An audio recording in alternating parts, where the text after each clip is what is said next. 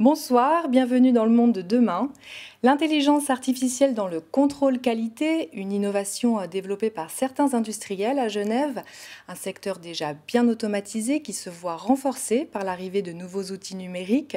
Plusieurs avantages sont attendus comme la diminution des tâches répétitives ou encore la réduction de l'impact environnemental à travers l'optimisation des processus. Alors comment ces métiers se transforment? Quel est l'équilibre à trouver entre les interactions hommes et machines qui sont les pionniers dans ce domaine à Genève? Reportage Colline Hutz et Nicolas Grangier. L'innovation industrielle se met au service du contrôle qualité des entreprises.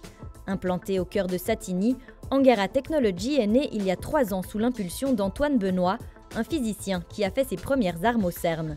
Il a vite compris l'importance à déployer cette prestation incontournable, un modèle d'affaires qu'il nous détaille. Notre business model, principalement, c'est d'offrir aux gens des solutions automatisées.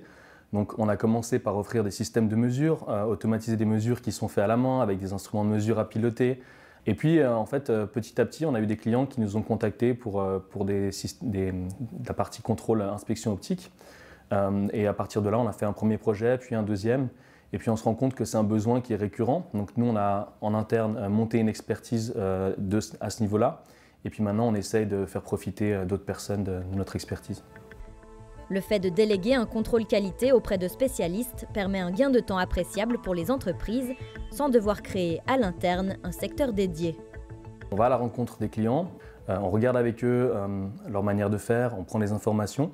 Et puis à partir de là, en fait, on va travailler sur la mise en place d'une automatisation. Donc, quels sont les procédés qu'on peut automatiser, quelles sont les étapes qu'on peut automatiser pour éviter justement que l'humain en fait ait trop de manipulations à faire et leur faire principalement gagner du temps. Donc le but, c'est de faire gagner du temps aux opérateurs et puis d'automatiser des tâches qui sont à la fois rébarbatives ou qui n'ont pas forcément de valeur ajoutée.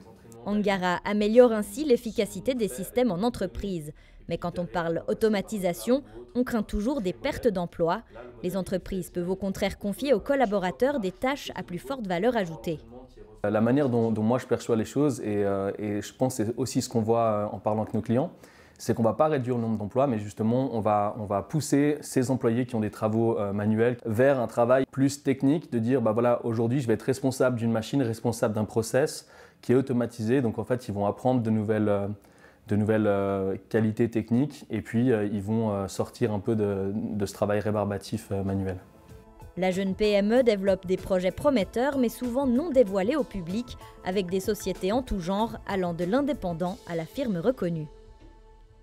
Située à Plan-les-Ouates, QMT délivre des prestations clés en main en se basant sur des mesures sur tout le cycle de vie des produits, de la recherche et développement à la fabrication.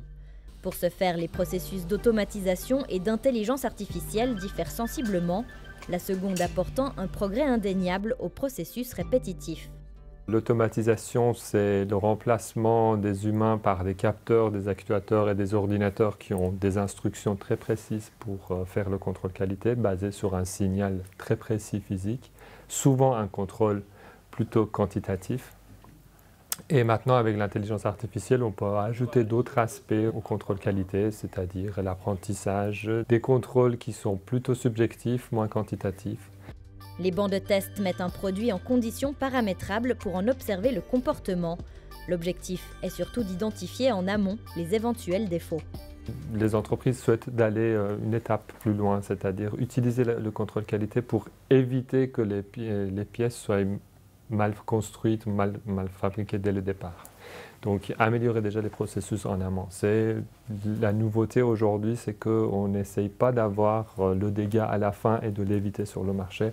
C'est de tout gérer en amont pour qu'il y ait un minimum de défauts qui arrivent à la dernière ligne qui est le contrôle qualité. Là aussi, on constate que les technologies dégagent du temps à des tâches plus valorisantes. Le contrôle strict de la qualité est devenu une étape clé pour toute production industrielle. La tendance actuelle, c'est de remplacer le travail banal, le travail répétitif pour l'être humain, où l'humain a de moins en moins de la valeur ajoutée. La tendance est de le remplacer par des machines. Et là, l'intelligence artificielle peut nous aider à remplacer l'humain sur ces tâches-là. ce qui permettrait à l'opérateur, à l'ouvrier, de se concentrer sur des tâches qui sont beaucoup plus complexes, mais qui nécessitent beaucoup plus de temps, voire plus de moyens de mesure. QMT développe des projets tant acoustiques que visuels. L'un des plus prometteurs fait directement appel à l'intelligence artificielle afin que la perception d'un son ou d'une image soit celle d'un cerveau humain. Nous savons depuis des années comment bien mesurer une image, comment bien mesurer un son, mais le nouveau défi, c'est de se dire, par rapport à ce que les capteurs ont très précisément mesuré, quelle est la vraie perception de l'humain. Ces spécialistes de la certification rendent non seulement de précieux services à l'industrie, mais contribuent avec leurs équipements dernier cri et leur personnel qualifié à donner à la Suisse sa réputation de précision incomparable.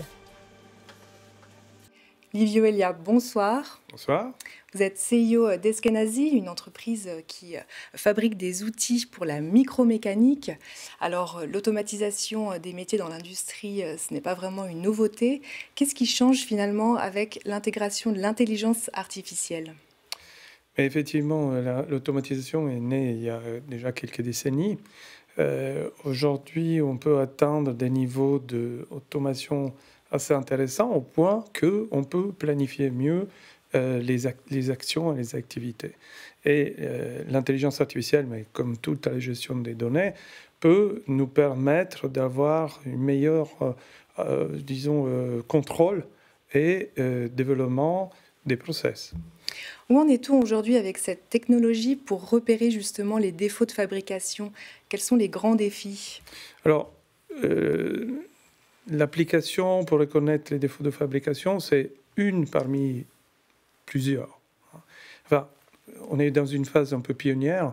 On est en train de découvrir comment appliquer ce type de technologie. Aujourd'hui, on arrive grâce à des logiciels. Enfin, aujourd'hui, on appelle ça en code. Et on constitue des réseaux de neurones. On arrive à reconnaître déjà les défauts, même déjà en 3 dimensions, si la profondeur n'est pas suffisamment importante, trop importante, et on peut faire en sorte que la machine fasse déjà le tri. Et ceci sur la base, effectivement, d'un apprentissage qu'on a défini. Alors, la machine intelligente semble être le bon compagnon aujourd'hui pour l'homme. Comment on arrive à trouver le bon équilibre entre les prédictions de la machine et puis le pouvoir de décision de l'humain ? Alors, comme j'ai déjà eu l'occasion de dire, les machines sont notre service. C'est-à-dire qu'on fait tout ça pour pouvoir avoir plus de temps pour nous, pour être créatif, libérer un peu l'esprit et notre imagination pour améliorer le quotidien de tout le monde. Donc, quel est le compromis ? Le compromis, il faudra le trouver au fil de l'eau, au fur et à mesure.